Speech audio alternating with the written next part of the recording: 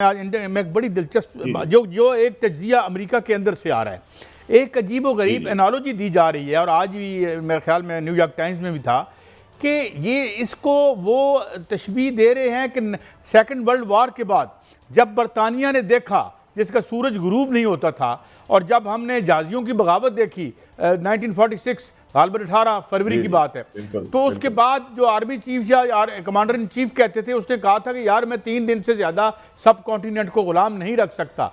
अब वो ये कह रहे हैं, उनका इंटेलिजेंसिया ये कह रहा है कि एक ऐसे ही वक्त अमेरिका पर आन पहुंचा है, बट उनकी जो रूलिंग एलीट है it is not Sen enough, जितनी के बरतानिया का ज़्यादा चलाक साम्राज्य उसे कहते हैं कि उन्होंने कहा कि यार इधर से नीवे नीवे होकर निकल चलें तो इसमें हमारा बच बचाव है। तो क्या do you agree with this explanation कि if they go into it they will ज़्यादा जिल्लत होगी, ज़्यादा रुसवाई होगी, बजाय इसके कि वो पाँव समेट लें जिस तरह पिछली सदी के मिड में बरतानिया को करना पड़ा था? जी बिल्कुल, मैं समझता हूँ कि भले अमेरिका के पास एक सुपर पावर के हैसियत से अभी भी बहुत कुछ है और वो बहुत डेवस्टेशन कर सकता है, लेकिन आप ये देखिए कि हम आमतौर पे सिर्फ तेल की बात करते हैं कि तेल नहीं गुजर रहा यहाँ, इसकी वजह से मईशत को नुकसान हो रहा है, प्राइसेस ऊपर जा रही हैं। 2-3 और बड़ी चीज़ें हैं जिनके ऊपर अब अमेरिका में शोर मचना शुरू हुआ है। फॉर एग्जाम्पल फर्टिलाइज़र अमेरिका के अंदर 50, ये CNN की रिपोर्ट है, 50% उनकी प्राइस ऊपर चली गई है। बहुत सारे फार्मर हैं जो अफोर्ड नहीं कर रहे अमेरिका में कोई वो फर्टिलाइजर ले लें। दैट मीन्स उनका जो फूड ग्रेन का और ये खासतौर पे कॉर्न का और इन चीज़ों का एक वहाँ पे शदीद नुकसान हो रहा है। फिर एक और चीज़ जो कतर से और यहाँ से हीलियम गैस जाती थी, जो जितने ये आजकल हर चीज़ के अंदर तो चिप डलता है, वो चिप जो है दुनिया में सबसे ज़्यादा साउथ कोरिया और ताइवान बनाते हैं, और उस चिप और उस कंडक्टर को कूल करने के लिए हीलियम गैस इस्तेमाल होती है, जो इस वक्त नहीं जा रही क्योंकि वो 99% यहाँ से जाती थी।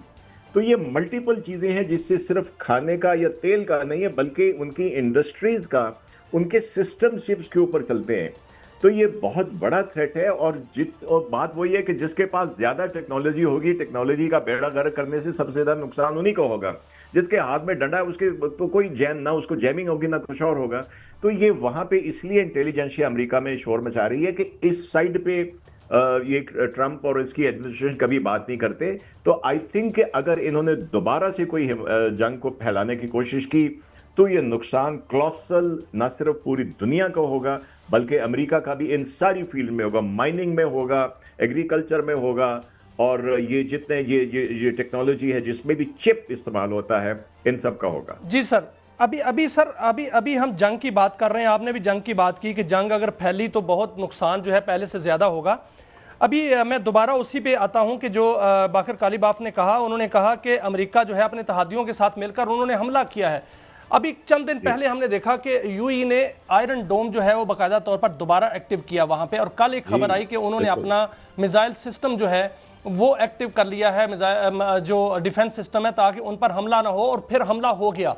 यानी उनको पता था पहले कि हमला होना है, जो हम बात कर रहे हैं फास्ट फ्लैग का।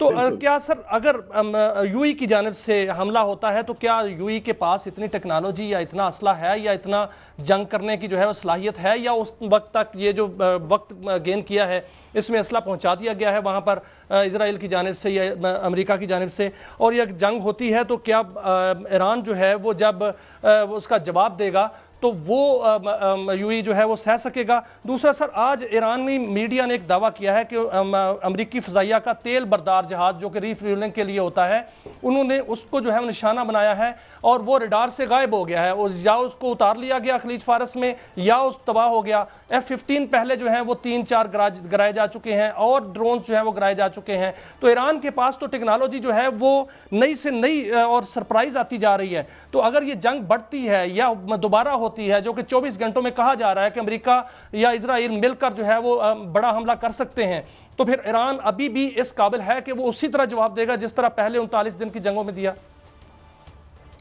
देखिए, पहले मैं आऊँगा यूएई की तरफ आऊँगा कि यूएई अगर हम 1-to-1 मुकाबला करें यूएई की मिलिट्री ताकत का, भले कौन जितने भी जहाज हो उनके पास, और ईरान का, तो एक तरफ मैं कहूँगा कि एक कौम है और एक तरफ एक दाएं बाएं से इकट्ठे किए हुए लोग हैं। सीधी सी बात है, इसमें बड़ा फर्क है। और मैं कहता हूँ कितना भी इक्विपमेंट हो यूएई के पास, वो ईरान के सामने इस हालत में भी ईरान की जो एक अच्छी खासी जंग के बाद है, यूएई उसके साथ नहीं ठहर सकता। वो जो भी करेगा अमेरिका की मदद से और इजराइल की मदद से करेगा। तो पहली बात तो ये कि कोई कंपैरिजन नहीं है 1 to 1 में यूएई की मिलिट्री पावर का और ईरान की रिजिलियंस का। ईरान की रिजिलियंस अगर अमेरिका का और इसराइल का आयरन डोम तबाह कर सकती है तो ये बहुत छोटी चीज़ है। और तो ये इसमें तो आप कोई मेरा कहना है कंपैरिजन करने की ज़रूरत भी नहीं है कि दोनों में क्या हो सकता है क्या नहीं हो सकता। जहाँ तक बात है अमेरिका की, अगर वो अगर इस तरह देखें ना, साथ साथ स्टेटमेंट क्या रिपीट हेग्जत ने आज क्या कहा कि वो जो सीज फायर है वो इंटैक्ट है, वो इंटैक्ट है। तो मैं समझता हूं कि जो अभी हमने बात की कि हमला बड़ा कर सकता है तो बहुत नुकसान होगा, न सिर्फ अमेरिका का, सारी दुनिया का। ईरान को अपनी जगह बहुत नुकसान पहुंचा है। ईरान में कोई मिलियंस ऑफ लोग जो उनके वर्कर्स हैं वो जॉबलेस हो गए हैं। वहाँ पे खुराक का मसला है, मेडिसिन का मसला है। तो शुक्र है कि पाकिस्तान ने एक और स्मार्ट डिप्लोमेसी करते हुए कुछ 6 जो लैंड रूट्स खोले हुए जहाँ से उनको हेल्प मिल रही है। ईरान बिल्कुल नहीं चाहता, लेकिन ईरान रेजिलियंस शो करेगा। ईरान के पास जितना कुछ है उससे वो स्ट्राइक करेगा, क्योंकि उसको पता है कि उसके ऊपर अगर प्रेशर डालने वाला अमेरिका है तो अमेरिका के ऊपर पूरा यूरोप और पूरी दुनिया प्रेशर डालने वाली है, क्योंकि सबका नुकसान हो रहा है। ब्लॉकेड हॉर्मुज का ट्रंप ने किया है, ईरान ने नहीं किया था। जंग जब शुरू हुई थी सब कुछ पीसफुली हो रहा था। अच्छा, सर आज भी ईरानी मीडिया जो है वो दावा कर रहा है कि एक बड़ा जहाज जो फिजाई जहाज है जिसमें तेल बरदार जहाज है रीफ्यूलिंग वाला, उसको जो है वो तबाह किया है खलीज फारस में। दूसरा ये भी सामने खबर आ रही है कि अब्बास अराक्ची साहब जो हैं वो चीन जा रहे हैं। इसको किस नज़र से देखते हैं, किस हवाले से कि ये जो टॉक्स हो रही हैं और ट्रंप ने भी चीन जाना है, क्या उससे पहले जो है वो इस्लामाबाद के अंदर टॉक्स हो सकती हैं? तीसरा खबर सर ये आ रही है कि J-35 का एक्सपोर्ट वर्जन जो है वो चाइना ने उसकी रूनुमाई की है और ये दावा किया जा रहा है कि पाकिस्तान को ही मिलेगा सबसे पहले। पहली बात यह है कि वो टैंकर की खबर अभी तो बिल्कुल मीडिया में आई है, ईरान ने कंफर्म किया है, लेकिन अब मेरे ख्याल में विद इन 24 आवर्स वो कंफर्म हो जाएगा उनका जो ए टैंकर जो है। इवन उस साइड से या अल जजीरा से ये कंफर्मेशन आ जाएगी अगर हिट हुआ है, वो डिस्ट्रॉय हुआ है या लैंड बैक कर गया। लेकिन डेफिनेटली वो जो बात आपने कही है वो ठीक है कि वो रडार से डिसअपीयर हुआ, दैट मीन्स वो या तो लैंड कर गया है या वो हिट हुआ है। ये चीज़ छुप नहीं सकती, ये बड़ी जल्दी कंफर्म हो जाएगी। और दूसरी बात, गेटिंग बैक टू J-35 की बात कर रहे हैं तो इंशाल्लाह 2030 तक इंशाल्लाह J-35 की इंडक्शन पाकिस्तान एयरफोर्स में हो जाएगी। ये मामला तय हो चुके हैं और एक बिल्कुल नई टेक्नोलॉजी को देखें। JF-17 तक और J-10 तक टेक्नोलॉजी बिल्कुल डिफरेंट थी।